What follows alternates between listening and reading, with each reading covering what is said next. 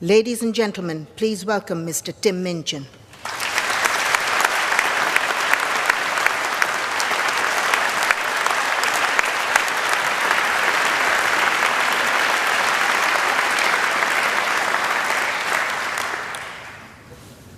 In darker days, I did a corporate gig at a conference for this big company who made and sold accounting software. In a bid, I presume, to inspire their salespeople to greater heights, they'd forked out 12 grand for an inspirational speaker who was this extreme sports guy who had had a couple of his limbs frozen off when he got stuck on a ledge on some mountain. It was weird. Software salespeople, I think, need to hear from someone who has had a long, successful and happy career in software sales, not from an overly optimistic ex-mountaineer. Some poor guy who had arrived in the morning hoping to learn more about sales techniques ended up going home worried about the blood flow to his extremities. It's not inspirational, it's confusing. And if the mountain was meant to be a symbol of life's challenges and the loss of limbs a metaphor for sacrifice, the software guy's not going to get it, is he? Because he didn't do an arts degree, did he? He should have. Arts degrees are awesome and they help you find meaning where there is none. And let me assure you, there is none. Don't go looking for it. Searching for meaning is like searching for a rhyme scheme in a cookbook. You won't find it and it'll bugger up your souffle. If you didn't like that metaphor, you won't like the rest of it. Point being, I'm not an inspirational speaker. I've never lost a limb on a mountainside, metaphorically or otherwise, and I'm certainly not here to give career advice because, well, I've never really had what most would consider a job. However, I have had large groups of people listening to what I say for quite a few years now, and it's given me an inflated sense of self-importance. So I will now, at the ripe old age of 37.9, bestow upon you 9 life lessons. To echo, of course, the 9 lessons of carols of the traditional Christmas service, which is also pretty obscure. You might find some of this stuff inspiring, you'll definitely find some of it boring, and you'll definitely forget all of it within a week. And be warned, there will be lots of hokey similes and obscure aphorisms which start well but end up making no sense. So listen up or you'll get lost, like a blind man clapping in a pharmacy trying to echolocate the contact lens fluid.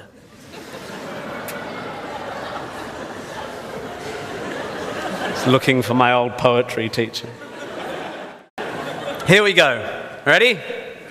1, you don't have to have a dream. Americans on talent shows always talk about their dreams. Fine, if you have something you've always wanted to do, dreamed of, like in your heart, go for it. After all, it's something to do with your time, chasing a dream. And if it's a big enough one, it'll take you most of your life to achieve, so by the time you get to it and are staring into the abyss of the meaninglessness of your achievement, you'll be almost dead, so it won't matter. I never really had one of these dreams, and so I advocate passionate dedication to the pursuit of short-term goals. Be micro-ambitious. Put your head down and work with pride on whatever is in front of you. You never know where you might end up. Just be aware the next worthy pursuit will probably appear in your periphery, which is why you should be careful of long-term dreams. If you focus too far in front of you, you won't see the shiny thing out the corner of your eye. Right? Good. Advice, metaphor. Look at me go. 2, don't seek happiness. Happiness is like an orgasm. If you think about it too much, it goes away.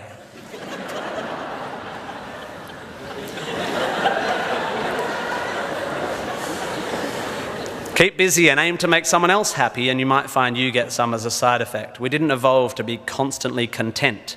Contented Homo erectus got eaten before passing on their genes. 3, remember, it's all luck.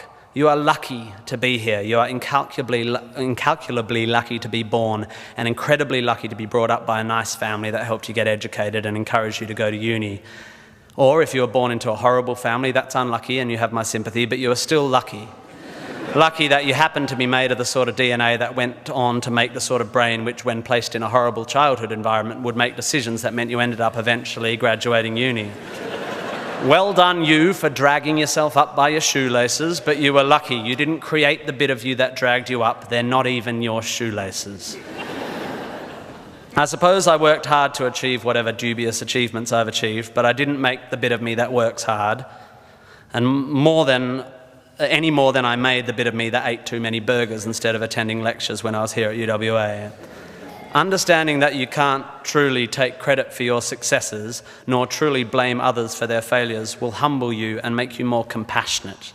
Empathy is intuitive, but is also something you can work on intellectually. 4, exercise. I'm sorry, you pasty, pale, smoking philosophy grads, arching your eyebrows into a Cartesian curve as you watch the human movement mob winding their way through the miniature traffic cones of their existence. You are wrong and they are right. Well, you're half right. You think, therefore you are, but also you jog, therefore you sleep, therefore you're not overwhelmed by existential angst. You can't be can't, and you don't want to be. Play a sport, do yoga, pump iron, run, whatever, but take care of your body. You're going to need it. Most of you mob are going to live to nearly 100, and even the poorest of you will achieve a level of wealth that most humans throughout history could not have dreamed of. And this long, luxurious life ahead of you is going to make you depressed. But don't despair. There is an inverse correlation between depression and exercise. Do it. Run, my beautiful intellectuals, run. 5, be hard on your opinions.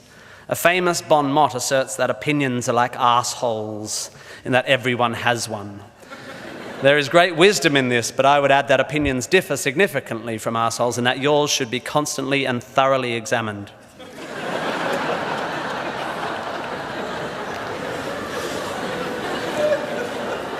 I used to do exams in here. It's revenge. We must think critically and not just about the ideas of others. Be hard on your beliefs. Take them out onto the veranda and hit them with a cricket bat. Be intellectually rigorous. Identify your biases, your prejudices, your privileges. Most of society's arguments are kept alive by a failure to acknowledge nuance. We tend to generate false dichotomies and then try to argue one point using 2 entirely different sets of assumptions, like 2 tennis players trying to win a match by hitting beautifully executed shots from either end of separate tennis courts.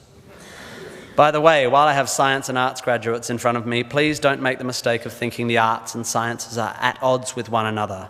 That is a recent, stupid, and damaging idea. You don't have to be unscientific to make beautiful art, to write beautiful things. If you need proof, Twain, Douglas Adams, Vonnegut, McEwen, Sagan, Shakespeare, Dickens for a start. You don't need to be superstitious to be a poet. You don't need to hate GM technology to care about the beauty of the planet. You don't have to claim a soul to promote compassion. Science is not a body of knowledge nor a belief system. It is just a term which describes humankind's incremental acquisition of understanding through observation. Science is awesome. The arts and sciences need to work together to improve how knowledge is communicated. The idea that many Australians, including our new PM and my distant cousin Nick Minchin, believe that the science of anthropogenic global warming is controversial is a powerful indicator of the extent of our failure to communicate. The fact that 30% of the people in this room just bristled is further evidence still. The fact that that bristling is more to do with politics than science is even more despairing. 6, be a teacher. Please, please, please be a teacher. Teachers are the most admirable and important people in the world. You don't have to do it forever, but if you're in doubt about what to do, be an amazing teacher. Just for your 20s, be a teacher. Be a primary school teacher, especially if you're a bloke. We need male primary school teachers. Even if you're not a teacher, be a teacher. Share your ideas. Don't take for granted your education. Rejoice in what you learn and spray it. 7, define yourself by what you love. I found myself doing this thing a bit recently where if someone asks me what sort of music I like, I say, well, I don't listen to the radio because pop song lyrics annoy me. Or if someone asks me what food I like, I say, I think truffle oil is overused and slightly obnoxious. And I see it all the time online, people whose idea of being part of a subculture is to hate Coldplay or football or feminists or the Liberal Party. We have a tendency to define ourselves in opposition to stuff. As a comedian, I make my living out of it. But try to also express your passion for things you love. Be demonstrative and generous in your praise of those you admire. Send thank you cards and give standing ovations. Be pro stuff, not just anti stuff. 8, respect people with less power than you.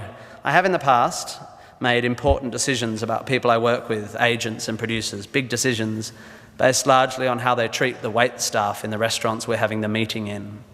I don't care if you're the most powerful cat in the room, I will judge you on how you treat the least powerful. So there. 9, finally, don't rush. You don't need to already know what you're going to do with the rest of your life. I'm not saying sit around smoking cones all day, but also don't panic. Most people I know who were sure of their career path at 20 are having midlife crises now. I said at the beginning of this ramble, which is already 3.5 minutes long, that life is meaningless. It was not a flippant assertion. I think it's absurd, the idea of seeking meaning in the set of circumstances that happens to exist after 13.8 billion years worth of unguided events. Leave it to humans to think the universe has a purpose for them. However, I am no nihilist. I'm not even a cynic. I am actually rather romantic. And here's my idea of romance. You will soon be dead. Life will sometimes seem long and tough, and God, it's tiring. And you will sometimes be happy and sometimes sad, and then you'll be old, and then you'll be dead. There is only one sensible thing to do with this empty existence, and that is fill it. Not fill it, fill it. And in my opinion, until I change it, life is best filled by learning as much as you can about as much as you can, taking pride in whatever you're doing, having compassion, sharing ideas, running, being enthusiastic. And then there's love and travel and wine and sex and art and kids and giving and mountain climbing, but you know all that stuff already. It's an incredibly exciting thing, this one meaningless life of yours. Good luck, and thank you for indulging me. Chancellor. Tim Minchin is an Australian musician, composer, songwriter, actor, comedian, and writer. This understated description from Tim's self-penned profile sits in modest contrast to the comments of Tim Arthur, editor of Time Out, who wrote, "Tim Minchin is a genius, pure and simple. He is to musical comedy what Charles Darwin was to evolution, and what Einstein was to physics and moustaches. You'd be hard-pushed to find a more sublimely talented comedian, handsome, hysterical, and divinely musically gifted." Originally from Perth in WA, Tim, his wife Sarah, and their 2 children now live in London. He's part of a large and close-knit family and has always enjoyed their full support. Tim is an alumnus of Christchurch Grammar School and the University of Western Australia. He graduated from UWA in 1996 with a Bachelor of Arts in English and Theatre. In 1997, he was accepted into the West Australian Academy of Performing Arts, graduating with an advanced diploma of contemporary music in 1998. Tim tells us that his career as a composer had its origins at Midnight Youth Theatre Company, where he wrote scores for several shows in his late teens. He also worked with WA Youth Theatre Company and wrote music and acted with the University Dramatic Society. He has been performing his unique brand of musical comedy in front of ever-growing audiences since starting out in South Melbourne's Butterfly Club in 2005. He won the Directors Award at the Melbourne International Comedy Festival for his breakout show Dark Side, and followed this later the same year with one of the most successful debut acts ever at the Edinburgh Fringe, winning the Perrier Award for Best Newcomer. Several awards have followed over the years, most recently the Best Supporting Actor in the 2013 What's on Stage Awards for his role in Jesus Christ Superstar. Rock and Roll Nerd, a documentary about Tim's life as he rose from obscurity to celebrity between 2005 and 2006, premiered at the Melbourne International Film Festival in July 2008 and was released on DVD in 2009. It was shown at the Australian Film Festival at the Barbican, London, in the same year. In 2010, Tim and Dennis Kelly were commissioned by the Royal Shakespeare Company to write Matilda the Musical, based on Roald Dahl's famous children's story. The show continues to run in London and New York and has won critical acclaim and a record 7 Olivier Awards. Tim has recently starred as drug-addled nudist Atticus Fetch in season 6 of Californication, as a furious Judas in the arena tour of Lloyd Webber's Jesus Christ Superstar, and as a befuddled Rosencrantz in the Sydney Theatre Company's production of Tom Stoppard's Rosencrantz and Guildenstern Are Dead. He is currently writing a new stage musical and will soon start work on a musical feature film for DreamWorks Animation. Arguably, Tim is the best-known Australian live comedian in the world, having performed as a soloist at the Royal Albert Hall and at New York Town Hall. In Australia, he's performed sellout shows at the Sydney Opera House, the Brisbane Powerhouse and His Majesty's Theatre Perth, and has performed at the Adelaide Fringe, the Adelaide Cabaret Festival, the Melbourne International Comedy Festival, and the Big Laugh Festival in Sydney. Tim has released 4 live comedy albums, 5 DVDs, and his television and radio credits in the UK and Australia and the United States are numerous. His celebrated 9-minute beat poem, Storm, has been animated and premiered in London in October 2010. Made available to all on YouTube, the following year it has recorded in excess of 2 million hits. In 2010, Tim narrated Sean Tan's Oscar-winning film, The Lost Thing, an animated 15-minute short based on the children's book of the same name. Tim is an outspoken advocate of critical thinking, can't read music, as we heard, likes running, and cries if he watches movies on aeroplanes. He's patron of WA Youth Theatre Company, the Prince's Foundation for Children and the Arts, and Roald Dahl's Marvellous Children's Charity. A record of Tim Minchin's achievements would not be complete without this tribute from the Melbourne Age. Simultaneously, an excellent stand-up comedian, a purveyor of physical comedy, an accomplished musician, and a lyricist of diabolical ingenuity. Witty, smart, and unabashedly offensive. Chancellor, it is my privilege to present to you for conferral of the honorary degree of Doctor of Letters, Mr. Tim Minchin.